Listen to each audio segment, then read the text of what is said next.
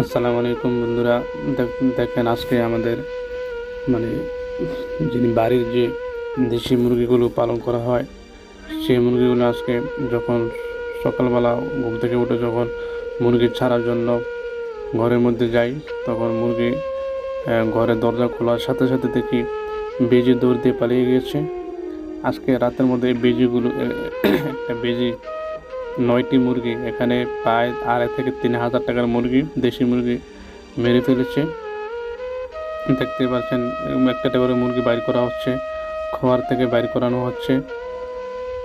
খুব দুঃখের সাথে বলতে হয়, আজকে এই বেজি এত বড় একটি সর্বনাশ করে ফেললো।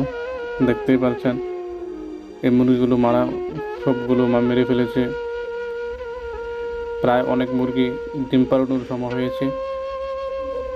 দেখতেই পাচ্ছেন আপনারা সবাই যারা মুরগি বাড়িতে লালন পালন করেন, সবাই একটু সতর্কভাবে থাকবেন, সতর্কভাবে লালন পালন করবেন।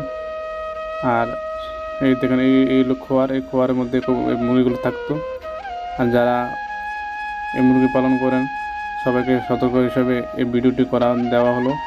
সবাই এই ভিডিও থেকে সতর্ক হয়ে যাবেন।